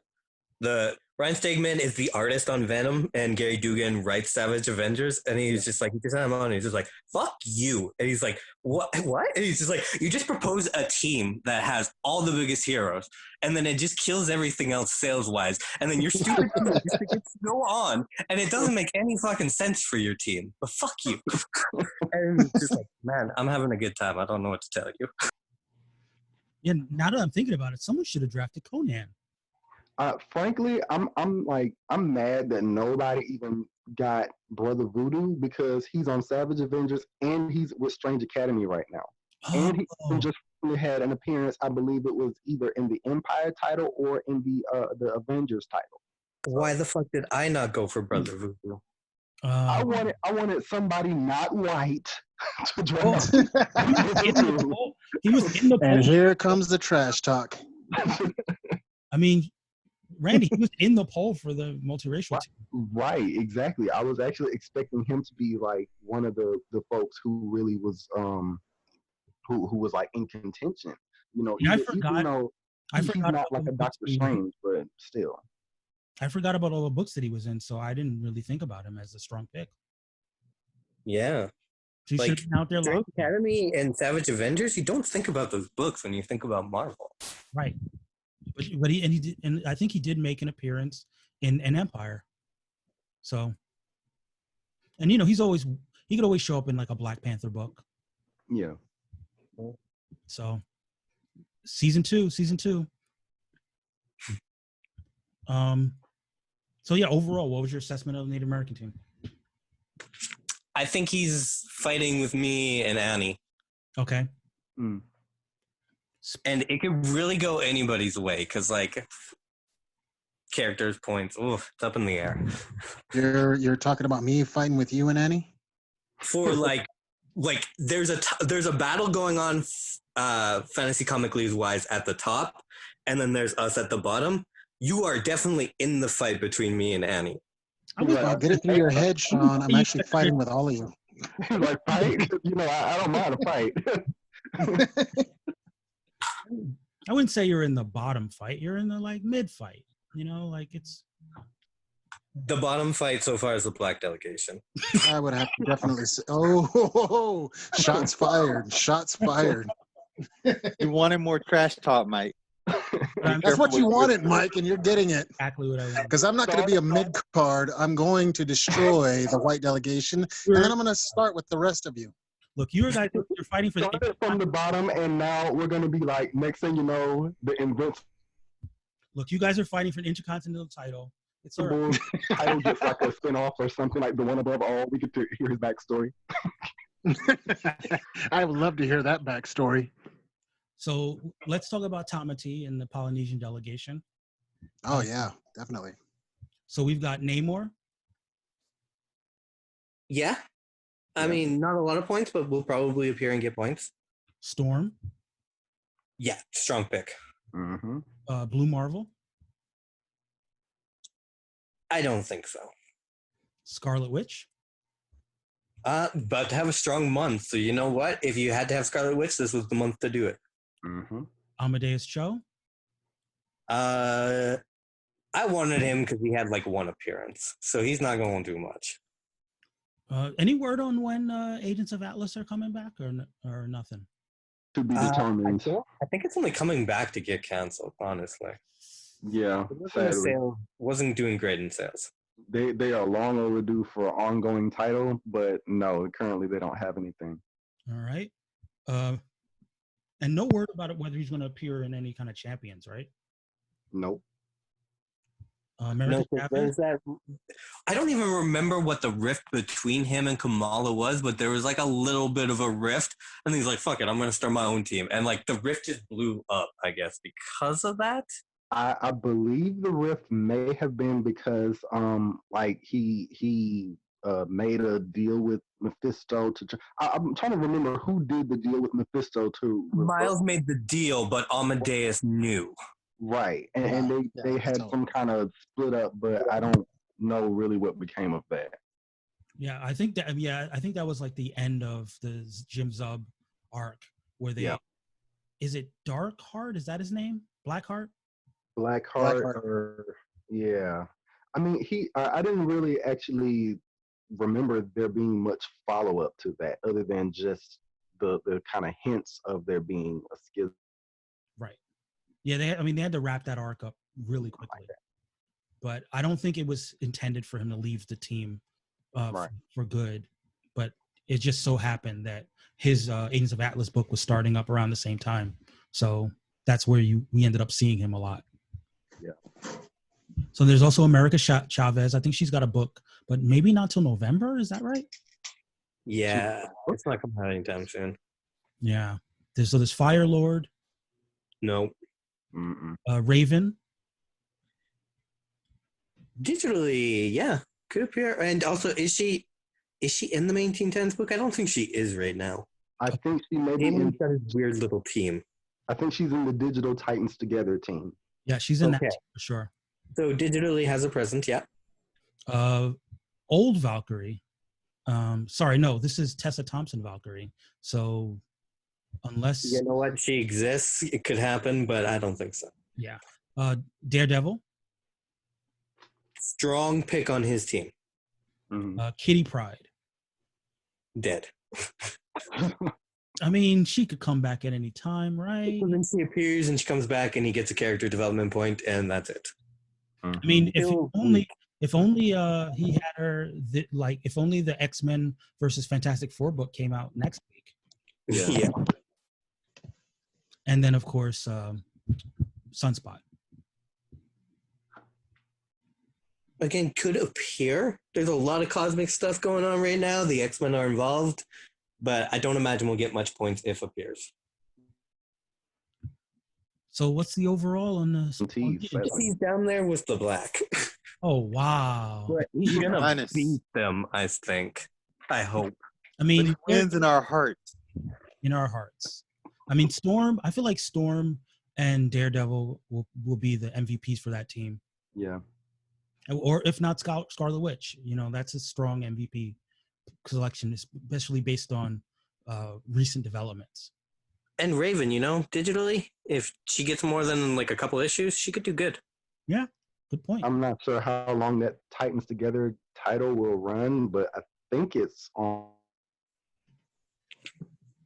I agree Ongoing. with that. I hope it's think it's ongoing. I think they're gonna be ongoing, like team kind of books, focusing on like the families of these characters that don't get the appearances they usually do, and it's probably going to be power heavy. Like they get together for a fight or they go up against somebody, kind of thing. So Yeah, it could be point juggernauts. Yeah, I was reading through that Shazam book and I was thinking, wow, you know, we were just focusing on Billy Batson, but like the rest of the Shazam family is they're doing quite a bit in that book. Yeah.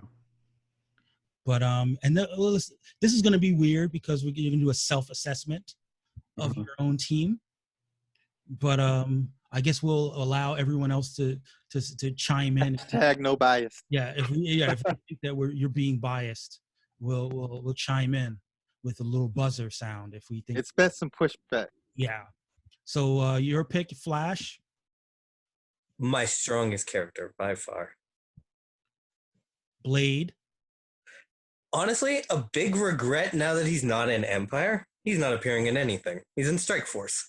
Good, you deserve that. You deserve to regret that. I've been a plague to my characters. All their books have got canceled shortly after I picked them. Even Batgirl lost her book. Now I have a question. If he's still hanging out with Baby Man Thing, isn't there some plant type connection maybe? Yes, yeah. But he also hasn't made any appearances in the thing so far. That's true. All right. Forge. I hope he appears. I mean, he's big. He's all over X-Force right now. Yeah. Reed Richards, strong pick, right? Mm-hmm. Yeah. Probably your weakest pick right now, Alex Wilder. Yeah. Again, okay. A poll choice. Hated it. Thanks, guys. That's why I started targeting your character legacies because of Alex Wilder. Now, what's his name has ended, right? Blame it on the black man, of course. Runaways has ended, right? I don't think it ended, but it hasn't come back yet. It had at least she had confirmed, because she talks about it a lot on Twitter. She had confirmed she had at least one more storyline. Oh, one more storyline. And then Corona happened. So who knows? So maybe there will be some life in Runaways. Damian Wayne, he's got his own book. Yep. Happy with that book. Punchline. I think will do really well for me. Yeah, during Joker War, she's probably gonna rack up a lot of points there. New and fresh. I imagine right? she's gonna get taken out in there's gonna be two halves to this Joker War, right? She's gonna get taken out in the first half, but we're in the first half, so she's gonna be fighting everybody right now. Yeah, I mean, I feel like she's already been scoring a lot. Mm-hmm. Like, if any, I don't want to say this because it just further encapsulates the Bat bias, but I feel like if you defeat Batman, that should be like a bonus point. I second that. Character development beats Batman. Yeah, but you know what? That I am for that being a character development, beating Batman. Because anyone who does defeat Batman puts it on their supervillain resume. Yeah, pretty much. Yeah, that's definitely a good. Like Bane's puts it right at the top, bullet point. Like, yeah, he does. He always makes it that point. I broke the bat, and I'm just like, dude, we know that. So whenever he's taking on somebody else, he's just like, I broke the bat, and it's like, you know that. Just go ahead and start beating some ass. Come on, let's go. I just finished season 2 of Harley Quinn. The jokes they make at the expense of Batman's villains and Batman himself, it pulls no punches and it's hilarious. I agree. That means I'm to watch that show ASAP. You're not watching it, Randy? I'm not. I mean, I have a whole lot of TV shows I have to catch up on. I'm behind on everything. I would think that as a big Poison Ivy fan, you'd have been all over that. I'm failing in that aspect. I really do. I need to get on that. Okay. Your next pick was formerly Wiccan, now Demiurge. I mean, his lookout councils. I mean, but he just his boyfriend's in an event, showed so up Teddy's book. Yeah. But see, he had his big show up and support his boyfriend issue this week, which means he's probably not going to show up next month. He's like, I supported you. I got to go do my shit. Yeah, you're probably right. Don't worry. Mike can massage the points for you. Oh. Roll some over. There's always a potential that he possibly could show up in Strange Academy or something like that, because, I mean, he's still magical. So I don't really know, but hoping, cool. I guess. Yeah, we'll have to see what happens with the whole Young Avengers guys when it comes to supporting Teddy and Empire. Yeah. They've been conspicuous by their absence, and, you know, maybe that's where we'll see America again. Yeah. Mm-hmm. You also have Jamie Reyes, Blue Beetle. Digitally, I hope he shows up. Is he on anything digitally? No? Fuck. I didn't see anything digital. See? He's not even. I was so sure he was in Teen Titans, and he wasn't. And now I hate Jamie Reyes so much. I mean, he's not with the Titans. He's not with Young Justice. He's not having his own solo. He's not working with Ted Cord. Man. DC really put the berry. And he was once their like most prominent next character. Look at how they treat him. Yeah. This is, you know what? This is what you get. You drafted, you whitewashed a character, and now you have to feel what it's like. It happened like 3 times already, and we're only on like pick 7. Honestly, I would have suggested from the very beginning, like, not ever to take any people of color from DC's side, because they really at like promoting them. So like any black or brown characters, you're getting a spidey chance at best to show up in any comic. And honestly, if you're gonna do it, aim towards Marvel. So you also had Superboy. You stayed with a white character, and that's probably a better play, right? Yeah. Mm-hmm. He's gonna be probably in the Superman books as well, occasionally popping up when you see Damian Wayne. So you've still got the friendship. I have the Super Sons, which was an unexpected surprise. I loved that book. Yep. And then you threw everything off by drafting Katara. I actually think Katara is going to be one of my stronger picks because their standalone issues are like 79 pages. Mm-hmm. And pages. I'm just going to go for points. It's a standalone Katara Avatar story. Well, that could be a lot of points. I need you to score those books. So I plan to. Okay. But even though it's self-dealing, we'll make sure that, what's the other guy's name from FCL? Brian. Yeah, we'll make sure Brian double checks your work. Oh, how did you score 100 points? And then, of course, Barbara Gordon. One of my strongest characters. Mm-hmm. So there you have it, the white team, right there. Just one last point of shade. This goes to the black delegation. When you draft a character who did not originate in comics and you draft them for comic appearances, make sure they have comic book appearances. Katara of the Water Tribe is going to whoop Goku's ass. How does that feel? Damn. I need you to call them out. I need you'd have Katara, get a picture of Katara and have her calling out Goku. And that, you guys can do side bets involving the characters on your teams to see who scores more points. I will gladly give space for that level of trash talk. I'm here for it. But guys, I mean, if thanks for joining us this week. We don't really have a lot more to talk about. The picks, the actual competition and point scoring will kick in. We'll probably also talk about some other broader topics. One of the things we've been kicking around is is the bigger storylines in the past and what those storylines might be like with the characters as they've been drafted. So we'll confer as to what storylines we want to talk about. Do you guys have any preferences since you're here? Randy, since you're not a captain? I'm sorry, I my sound went out. What was the question again? Oh, we were talking about sort of reimagining some of the classic comic book storylines, but with these characters in their redrafted incarnations. I'm not sure how a Black Thanos would handle the Infinity Gauntlet saga differently. Okay. But I was interested to find out. Yeah. I mean, obviously there's the classics. There's old school Secret Wars or Crisis on Infinite Earths. Mm-hmm. What about you, Shaun? What storylines? I was just gonna say, I just want to imagine all the new Fantastic Four stuff now, right? Mm-hmm. Nobody got Ben, right? Nobody did. So No. Ben's still good old white Ben.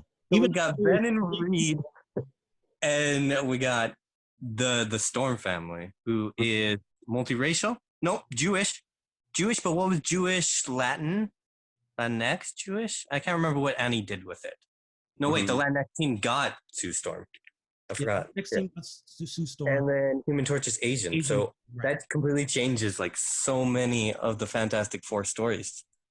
Think about every time somebody went up against the Fantastic Four. Now they're going up against a group of minorities with their delegated, with their token whites. And Doom is black. Remember. And Doom is black. Yeah. So yeah. Doom can just accuse. So we got the two classic rivalries. We got Reed and Doom, white and black, and then we've got Flash and Reverse Flash, white and black. Right, and Doom will be constantly accusing Reed Richards of being racist. He will definitely do that. But of course, they acknowledge your intellect more than mine, because who could really feel comfortable acknowledging the greatness of a black man such as Doom? Yes.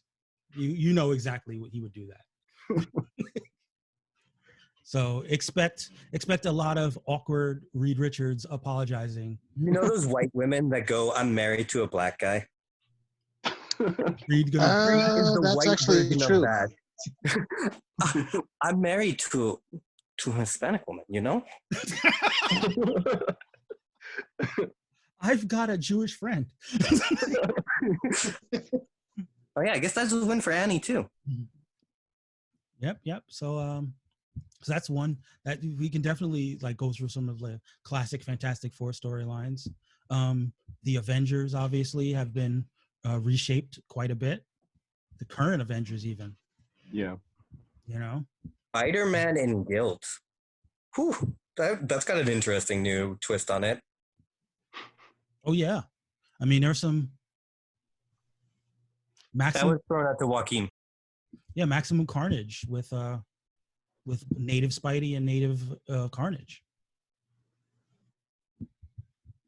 Yeah, it's it would definitely be a battle of not only Hiktomi but also Carnage, because the approach that they took, and this was one of my biggest regrets as far as doing Spider-Man and making him a Lakota, was the fact that I never really got to elaborate on the fact that he's a bit of a hero, but at the same time he's what we talked about with Supergirl. He's a little sloppy, but he's also a narcissist, and he wants people to believe in him, and that was kind of what I was going for as far as the legend of Iktomi.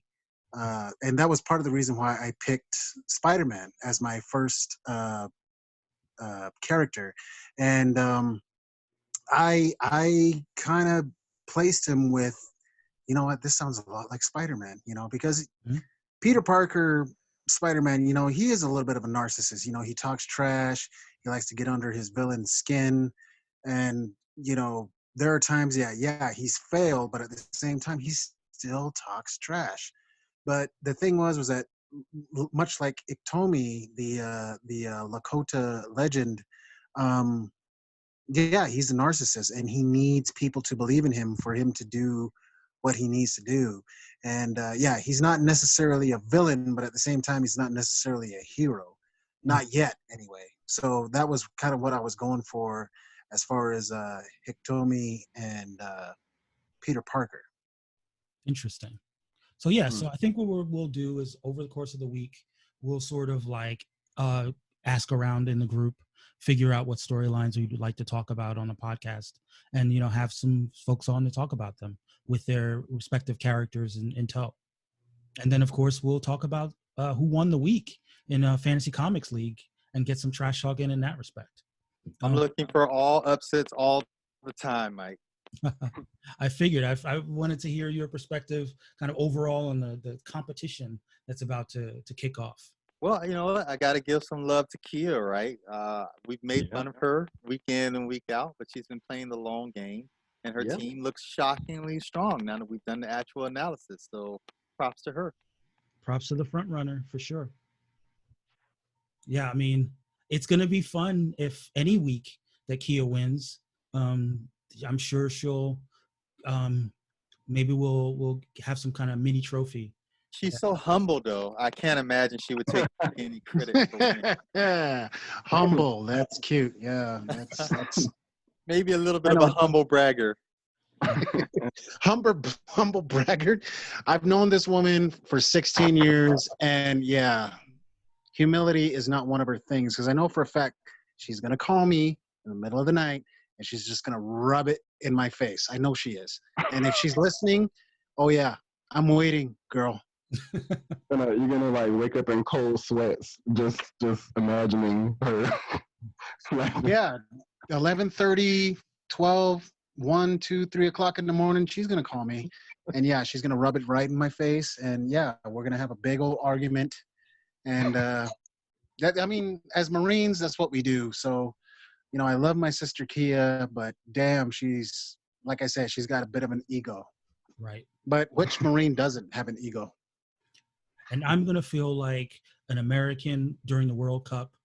I got to find a new country to root for.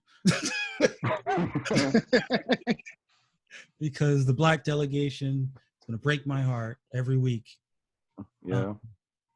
But so it'll be fun. I'll just be I'll be the ultimate loyalty jumper.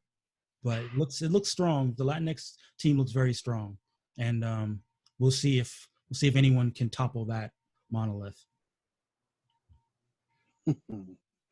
And Shaun, well, we definitely need to confer about some of this FCL stuff. Yep.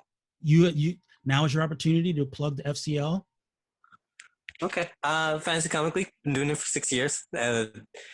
It's the backbone on what a lot of this is being built off of. And again, there have been times I've hated it. I mean, Marvel puts out so many comics, and I'm about to double my intake, but I still love it. And like, even just statistically, it's fascinating. Michael's probably going to get in on this quite a bit. But like the Fantasy Comic League, we run it a little differently. So I'm just going to explain it quickly and then throw it out there into the world. It's 5 people in a division. And each person drafts 4 characters, and that's how the competition is run, instead of an 8-man team with 12 characters each, or an 8-man group with 12 characters each. So it's a very different setup.